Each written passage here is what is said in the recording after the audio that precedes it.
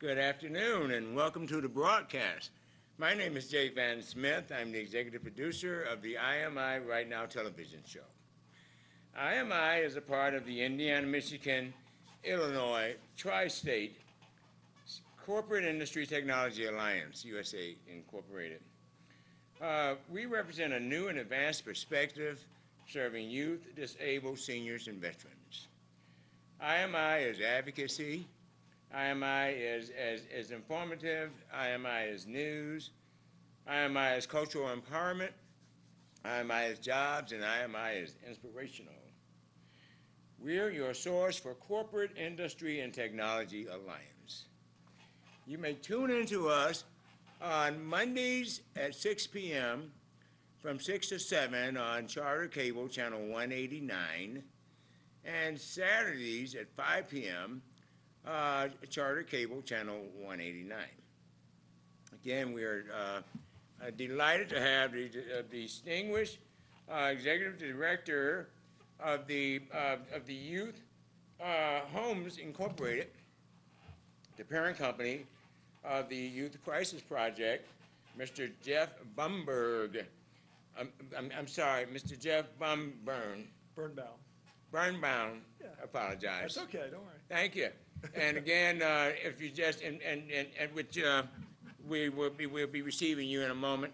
I would just like to again expound a little bit on the Right Now Television Digital Satellite Broadcast Network.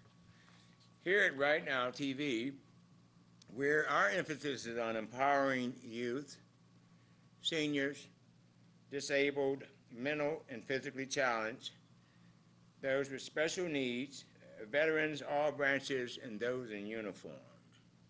We are your television, and we are here to provide you with the resources and the access and digital satellite broadcast medium designed to meet the challenge of the 21st century.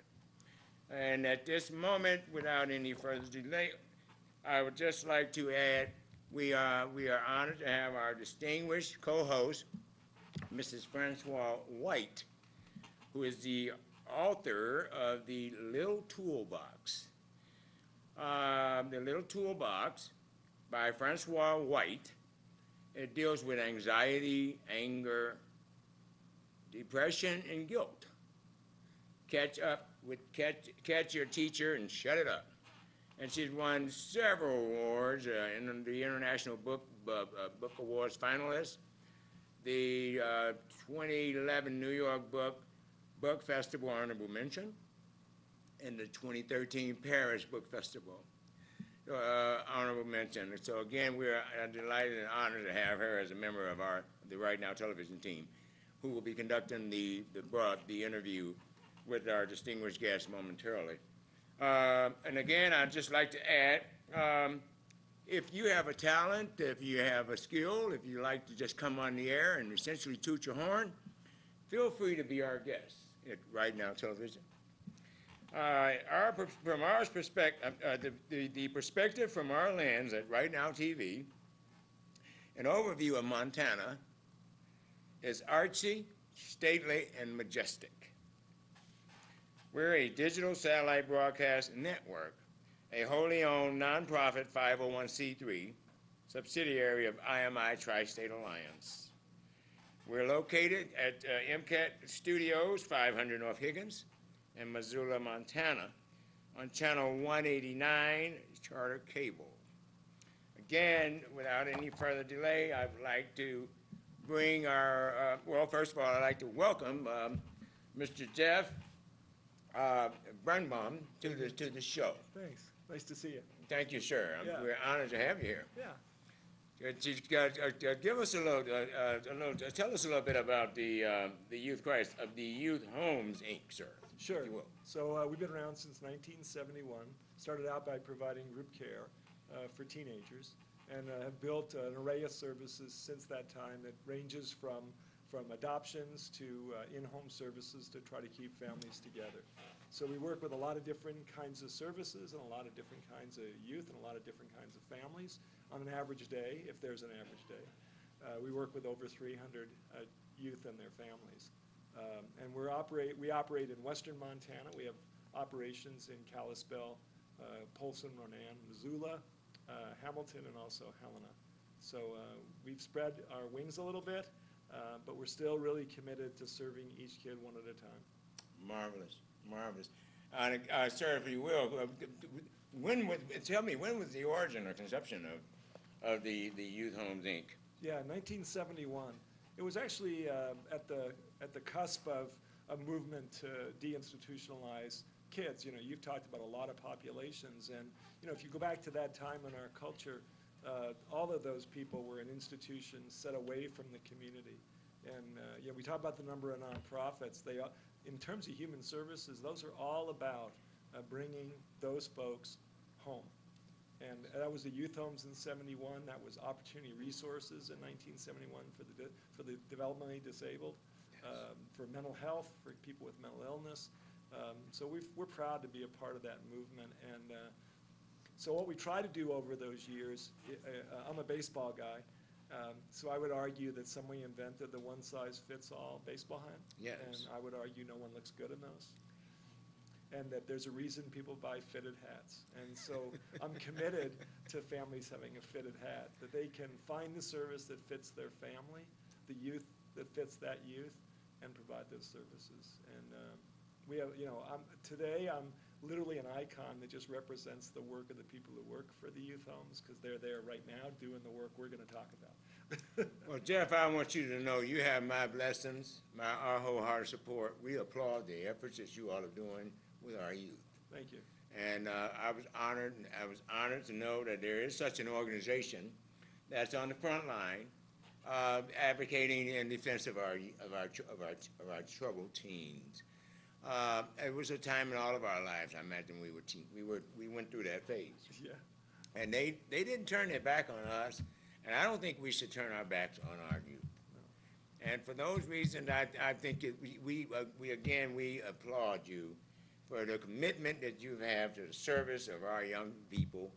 And any way we at Right Now Television can participate or partner in supporting your organization, we would be honored.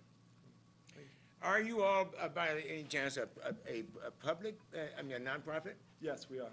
Great, super. Yeah. And I imagine at some point in time during your interview, you've got some benefits or some initiatives going forward. We would sure be interested in hearing about it. And again, any way we can be of service or be able to contribute with in promoting you all and the great work that you're doing, we would be honored.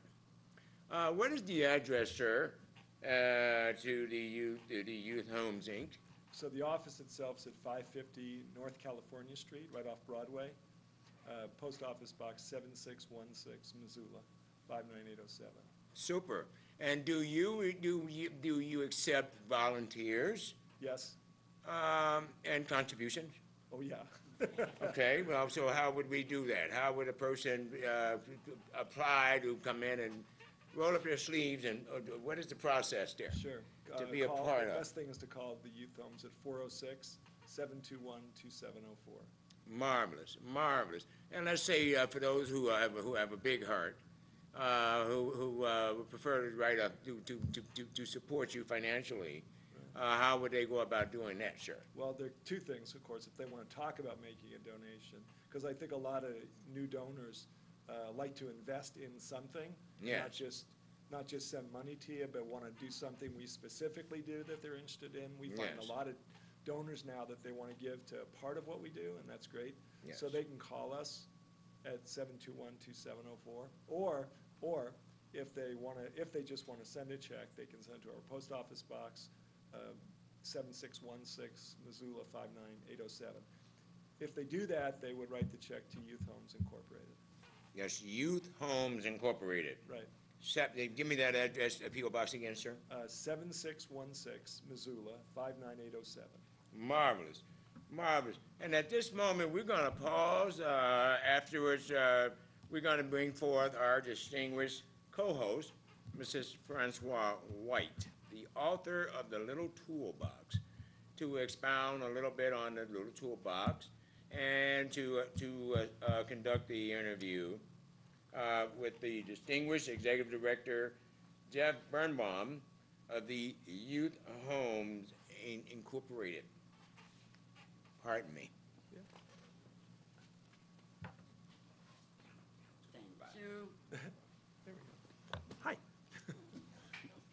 Hi, Geoff. I am very excited to question you. And also, I would like to start with an example. So you have a family in crisis. What are crises? Because some people might think that that's not a crisis, and you might see it as a crisis. So can you let Sure. us know what? Sure. So let me give you the bigger picture. Yeah. So when the opportunity came to apply for and develop this project, the Youth Crisis Project, I went to Providence Hospital here Yeah. in Missoula, where our mental health services are, and they asked Pete Snyder, and I talked with the mental health professionals they work with, and we found that there were 120 families who had arrived at the emergency room Wow. to hospitalize their kids who didn't really qualify, not because of money, but because of the level of disturbance, and were unable to admit their kid, but there was definitely an issue. So they wound up going home without any help, without any information, and that triggered this, we need to do that. So what brings them there is, I think you could probably, most people could guess, that their kid's suicidal, the kid's cutting on themselves, the kid's overusing, using drugs and alcohol, the kid is aggressive at home, got in a fight with their brother or their sister or their mother or their father, or they just have sort of worn out by trying to get the kid to do the things they think they should be able to get their child to do. And they come there, as they do often when they call people all over town trying to get help, and they can't find it. And so by the time they get to that, they wind up showing up in emergency rooms trying to hospitalize their kid. So it made sense to me that, how about if we went back earlier and made it easier for people to find services so that they don't have to go so far before they can get help. So that was kind of what made us go forward with the Crisis Project. And we were helped by the fact that there was money available through the Mental Health Trust, through the Children's Mental Health Bureau and state government to allow communities to apply for a grant to develop capacity in the mental health system to deal with crisis for families whose kids are seriously emotionally disturbed. So that's kind of how the project got its legs. All right, and so if I'm gonna talk about another example. So one kid doesn't have any problem, but the problem is because of the mom or the dad. Same thing, could be using drug or be violent. Do they qualify too? Or does the kid have to be the one with the mental problem or the drug addiction? Or I think often funding is very much in a silo, and so you're sort of inside or you're outside. I think go back to what I think the youth homes or the system needs to be, or is it needs to be more seamless. In other words, we need to be able to, whatever people come forward with is, and we think it's reasonable for the community to respond, we should be able to respond. So it may not, so the idea, I don't know if the website's gonna get up there, but we have so we have a website, and I think we can expand on the website that addresses those things. It'll address, look, if this project is designed for families who are struggling with seriously disturbed children. It doesn't mean they haven't played a big role in that. So, Yeah. and we can help them in that way, but to be honest, the youth homes, for us, for example, is we work with kids. Obviously, when we work with kids, we have to work with adults. But if the problem is solely in the adults' issues, then we have to help, first of all, gently, help Yeah. the family realize that the problems are in the parents and not in the kid, so we can move away from kid services and get them into adult services. There are plenty of mental health services for adults. Actually, the mental health system for adults is actually more developed and better funded than the youth service side. So I think we can do that, but the project itself is really for that. Again, For the kids, but anytime you're dealing with kids, you have to deal with the adults. They're not independent. you yeah, know. no, absolutely. And so no matter what it is, we have therapeutic group homes. It requires us, and we should, do family therapy. When we talk about in-home services, what we're doing, so one of the things the project focuses on is can we, instead of placing the kid, can we bring the kid back home and support the family to work out their problems without being separated? And to do that, the approach most of the providers in the city do, in the community, is what we call psychoeducation. So educate parents to how kids develop, because they probably didn't study it before they got a kid. So how to help them understand how kids attach, how you attach, how kids behave, why they're in conflict with you. That there's some logic to that, as much as illogical it feels, or as bad as it feels. So a big part of in-home services is actually educating parents to be able to do their job better. I have no doubt that I don't think there are parents we work with that don't love their kids, but not all parents have the skills to be parents. They're not, it's just because having a baby doesn't make you a parent, it just makes you. No, I agree totally. It just makes you responsible. Yeah, but I think kids is something, to me, it's the biggest gift we receive from the Spirit. Right. And in my view as a mother, it's not something you need to mold. You need to watch them, guide them, and keep them safe, and then let them be who they are supposed to be, you know. So how do people, we're going to ask again about your website where people can get help, and also phone number, either one, people can call and explain what the problem is and get some information and some resources. Can you let us know the website and also Yes. the phone number again? Yep. So it's the Missoula Youth Crisis Project.org. Okay. That's how you get to the website, www. And you can call us. Actually, the one thing I didn't bring was there's actually a phone number for the project that I don't have with me, so my bad. Well, maybe But you can. But you can call the youth homes, and we can relay you to that phone number. I apologize. And the we're in the number? process of going. So the youth homes is 406-721-2704. 721-2704. What kind of services do you have a family in crisis? Sure. What are all the different kind of Right. services you can So, offer? so again, the project. So again, I want to be clear. The project is something that we host as youth homes, but we actually have involved 21 agencies. Yeah. It includes all the mental health centers in Missoula County who work with youth and families. So they're all involved, and they're all important. So here's how the project works is, so we're in the process of developing a 24-hour response so that if a crisis occurs, someone can at least answer the phone and talk to the family about it. Whether to tell them to come to the hospital and you do need to hospitalize your kid, you need to call 911, or you need to be patient, and we'll have someone call you.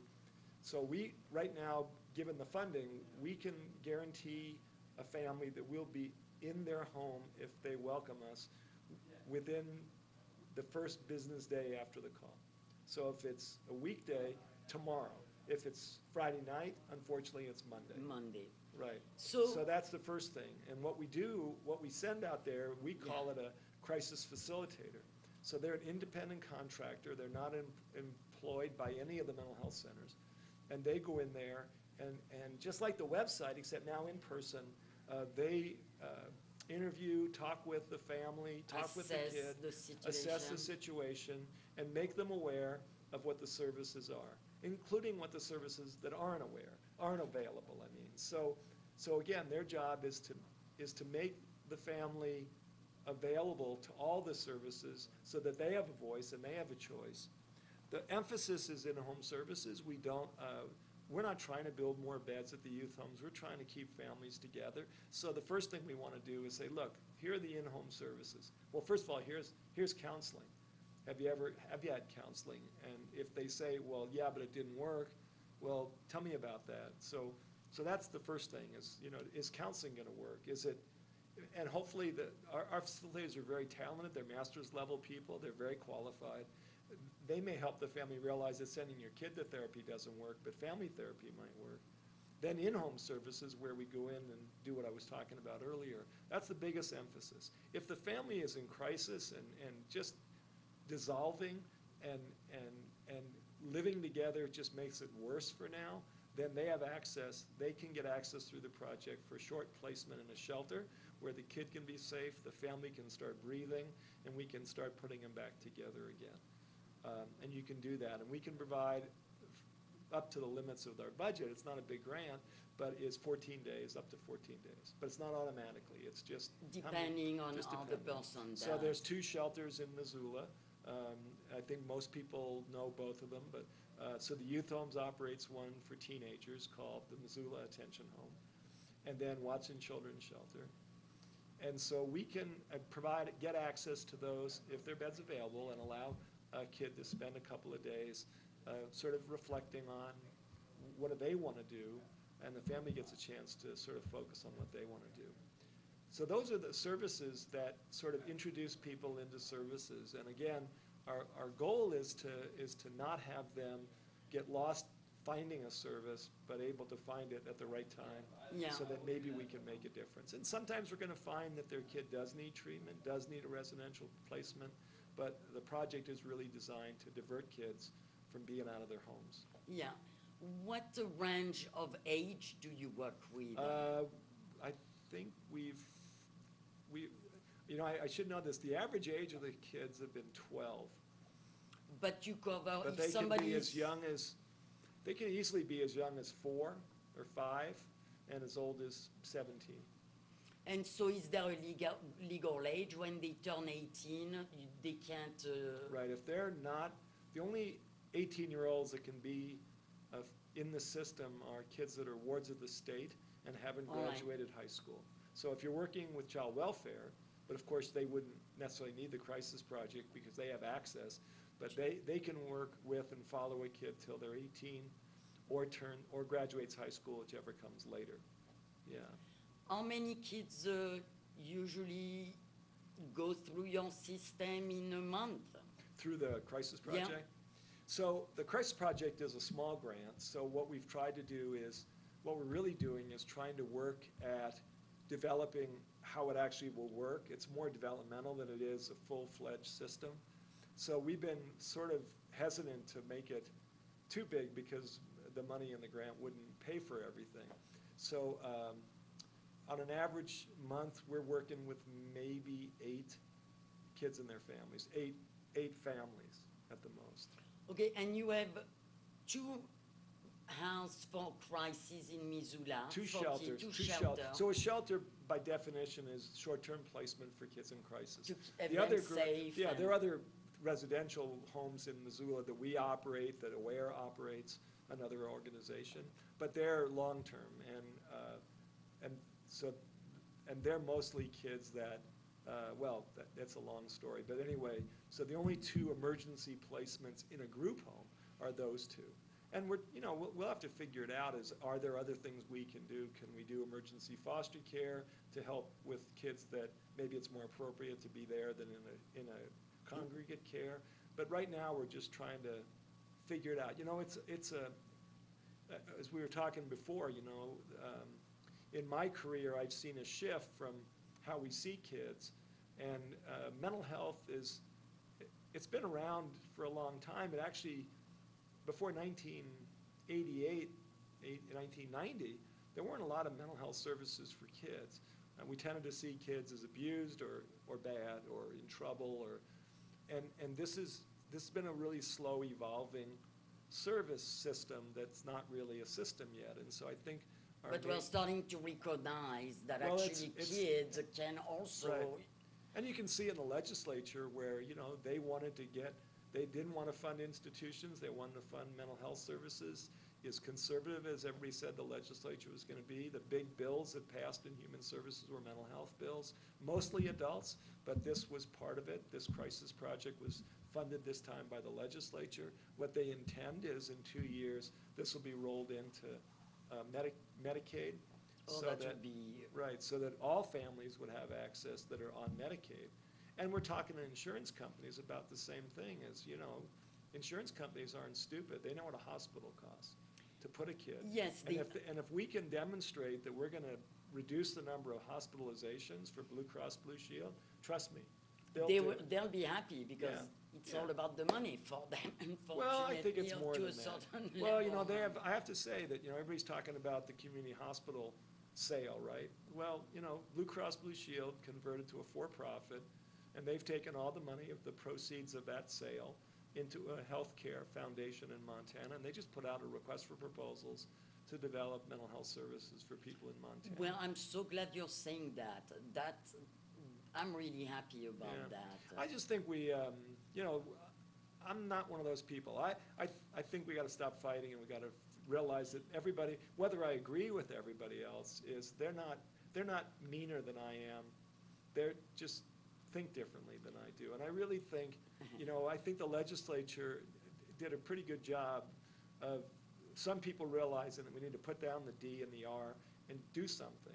And there are things they didn't do, but they did more than we would have ever guessed, given the Good. diversity. I mean, it seemed like people seem angrier than ever before. We were talking about this. If we want our kids to be healthier, we got to stop being mad at each other. Well, and that's the big thing in my book, I mean, I Right. talk about anger, and me, I love the energy. I don't like anger, but if we can stop a little bit before we get angry and feel the energy we generate within us, and we can use that energy to build something rather than destroy something, that to me, Right. that is the power behind anger. Right. And so it's an emotion that we need to control and be aware of the gift behind it, which is that power. And if you can channel that power into Right. building something rather than destroying, Right. we would be a lot better off. Right, right. So, what are your biggest challenge? Oh, boy.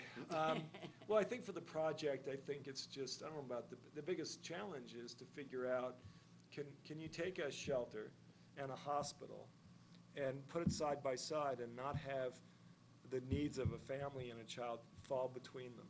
Is shelter, is there something we need in our shelter that would close the gap if there is one? I think that's a big challenge. Obviously, funding's a big challenge. Yeah. And wherever, and then how things are funded. So we don't have universal health care. We don't have universal health care coverage. Everybody has different health care coverage. So sometimes when you look at this project and say we're going to do it all through mental health, some insurance has very limited menu of mental health services. Yeah. And others, the Medicaid is actually a rich menu. It's not a system yet, but there's a lot of different things compared to what you do in the private sector. And so I think that's a challenge, is how do we fund it in a way that's easier access, and how do we be accountable to that so that somebody says, well, we're just wasting money doing that. I think those are the challenges. And then the fact is that, people are gonna struggle probably no matter what you do, and we have to do our best, and we have to stay the course, you know what I mean? Yeah. It's like not every, people who don't do the work that we do, they kind of think if we just tell people we care, they're supposed to thank us for that and get Well, you better. got to give them tools also to Right. be able to handle those problems. But sometimes they just aren't gonna make that move now. Sometimes you're gonna grow up later. So if I could tell you a Yeah. really quick story. So I came here a long, long time ago, and I don't know, they were some of the toughest girls, just tough, like big, strong, powerful young girls. And they were difficult, and it was just kind of cool. So the whole time that they were in the attention home, which is our shelter, they were difficult. And maybe 3 years later, I got a call from them. They were in Utah. Both of them had wound up in Salt Lake. And one was working in a cafe, and the other one came for a cup of coffee. And they went out. They decided that they should go out for coffee themselves and talk. So they called me, and they were now 21 years old, and they called me to say, "We heard you." Nice. And I think that's the thing is, adolescence is a tough time. Everybody says to them, "These are the best years of your life." That's crazy. They're one of the worst years of your life. I agree. They will all agree with you too. But everybody thinks we're going to fix it all. That kids are all going to be happy and kids are all going to be satisfied. No one's going to get cut from the basketball team, and no one's going to get the lead of the play. And they're going to fight with their parents because girls are going to try not to be their mothers for a while because they want to know who they are, and moms are going to get their feelings hurt, and dads are going to feel bad because their son doesn't want to be just like their dad. Eventually they will. That's the curse of being a kid. You will eventually look like your mother. And you, But so my point about it is I think that's the biggest challenge. Is everybody wants us to have a perfect story, and I've said, people will say to you, tell a 5-minute story, Yeah. And I said, there's 5-minute moments, but there's a lifetime. And we're gonna bump into things, and we're gonna struggle, and we're gonna have horrible things happen. So I guess that's the biggest challenge is people. It's life. It's called life. I know that, but everybody wants that for somebody Yeah. else. Everybody else wants I coach soccer, and all the parents want their kids to land on satin pillows. They don't want to not, and so the challenge is it's not going to happen that way, and not all the kids that come are going to be grateful. You know what I mean? And so my point is, our challenge is to just stay the course, tell them what they need to hear, and hope that someday, whether it's today or it's when they're 21 or when they're 30 or they're 50, that they hear it, and we've given them the right message. Yeah, and the fact of life is, we're gonna face big challenges. Right. People call it stress. I don't, because It's life. just the word is. But when we just using different word like challenge to me Right. gonna bring me out. I'm competitive. Right. I can take it. You tell stress, it's the opposite. So communication is probably a big tool in your organization too. Maybe certain world gonna get those teenagers that they're gonna remember years down the line, and like that little I story. want to go back, you're talking about language, and in Chinese the word crisis is synonymous with opportunity. Yeah, and that's it. That's Right. exactly what I'm And so talking that's what I about. think about the project, is we have an opportunity to intervene, to give them a different way to view it, for them to see each other differently, to realize it's not the kid's problem or the parent's problem, it's their problem. And if we can do that, like I said, it's not going to be easy to fix it. Obviously, by the time they call us, it's still going to be late. Yeah. Yeah, because people, they want to think it's okay, it's going to be fine, it's going to be fine, it's going to be fine. And often, it's always going to be late. But I think the project's had really good success. We've served almost 80 plus families, and all but 2 of them have been able to keep their kids at home. Wonderful. So- So we're getting close I know. to the end of the Yeah. show. Again, we have with us Geoff Birnbaum, so I'm even worse because I can blame it on my French. Well, it took him 5 times, don't worry. And I am Françoise White, co-host for Right Now TV, the author of the Little Toolbox for Anxiety, Anger, Depression, and Guilt. So thank you for being with us. Hope you did enjoy the show, and we will see you again.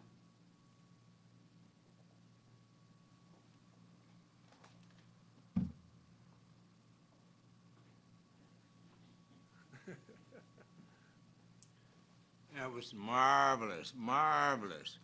We want to thank our distinguished co-host, Mrs. Francois White, for that extraordinary interview with the executive director, Geoff Birnbaum, from the Youth Homes Incorporated. He's also the executive director of the Youth Crisis Project. They're doing marvelous work in the state of Montana.